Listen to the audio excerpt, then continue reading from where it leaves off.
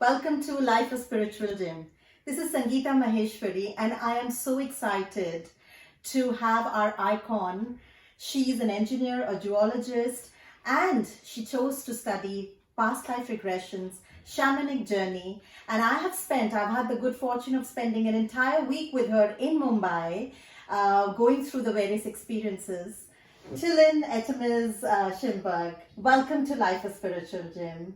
I'd love to ask you, for our viewers, how does past life regression and shamanic journey help in daily life? First of all, I'm very pleased to be here and with the guest of Clover Leaf Learning Academy.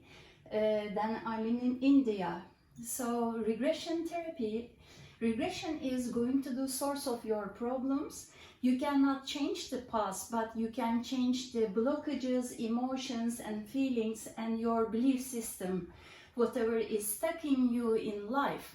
So when we go to that source, sometimes it appears some past lives or some stories come. So when we solve the story, we can see that there is a big change in their people's lives.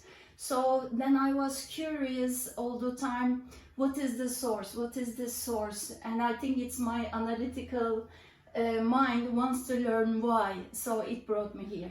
Fabulous. And you have a school in Turkey that you're training people with past life and journeying. I wanted to, this is a myth that people have, that if you become spiritual, then you are out of body, you cannot fit into the mainstream life. So, but you talk about grounded spirituality, which is very unique. So would you please share that with our viewers as to how do you practice grounded spirituality?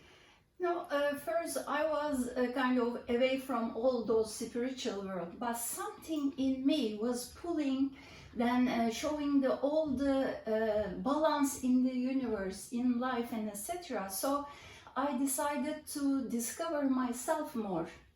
So then I figured out I have a body and I have also sensations, dreams and intuitions. So, but I'm not only the body and I'm not only the spirit. I'm here kind of finding my way and learning and experiencing. So I like the Carl Jung saying, he says, we cannot be enlightened by imagining that we are light beings. We can only enlighten by bringing our shadow to the consciousness. So then I was curious, what is in the shadow? Then I figured out our treasurer actually stays in the shadow, which is our power, which is our essence and our abilities. Sometimes to struggle or find our way in life, we suppress everything. And we are doing a lot of energy, spending a lot of energy not to look at it. So we all says, imagining about a piece of world and getting in light. This is helping to increase our frequency, but it is not helping to solve our problems in life. I figured that first we have a courage to look at that shadow part. Actually, a lot of power is there, just we are scared so much.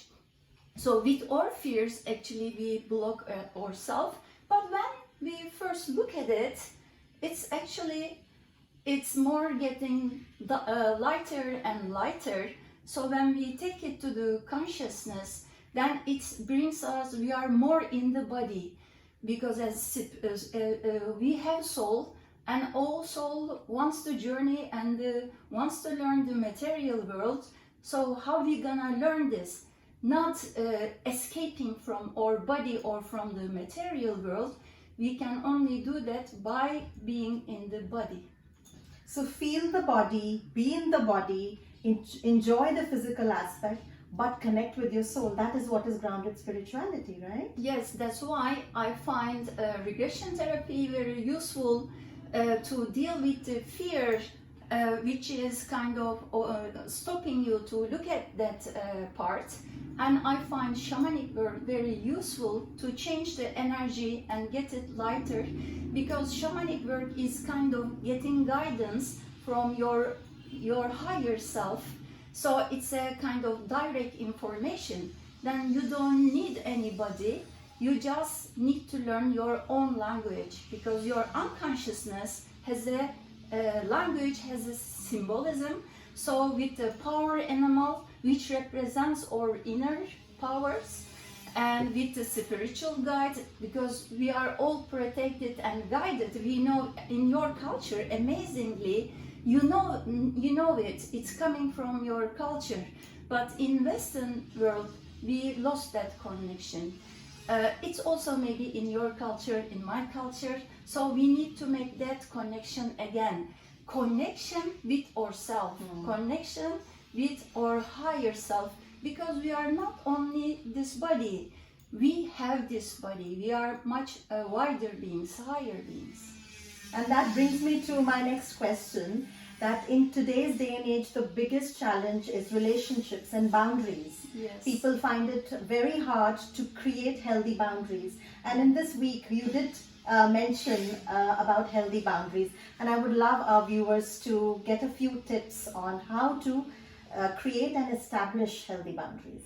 Then we need to figure out first, where am I? We don't have ourselves in a solid identity. I've made an exercise and everybody had a kind of open boundaries. So that means you take so much in. Then where are you? Then everybody's opinions, thoughts and beliefs, they are guiding you. So when you have a kind of a boundary, a chamber, then you can just focus what I want, what I need, what is my thoughts and feelings in that situation. Then I have more concentration in life.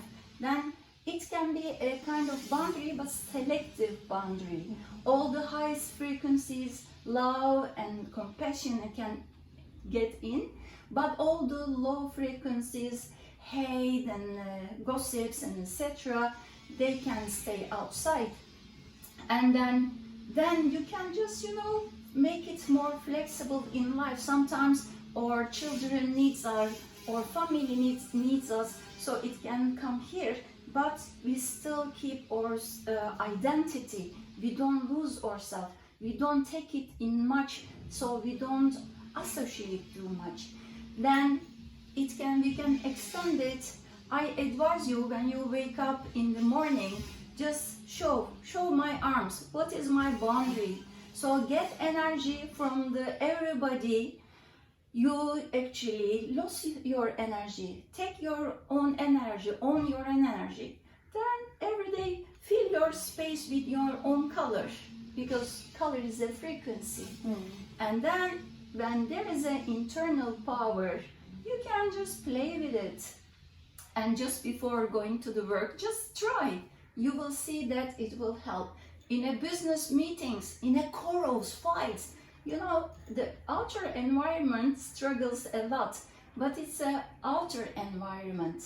What we can control, can we control the outside? But we can control what is in. Although chaos going on outside, we can keep our peaceful space.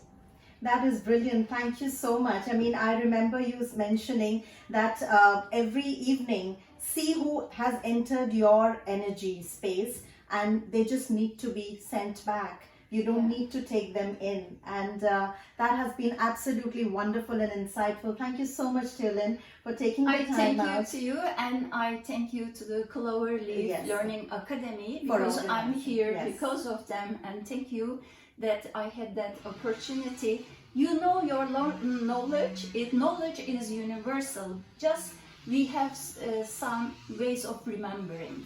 Thank you. Thank you.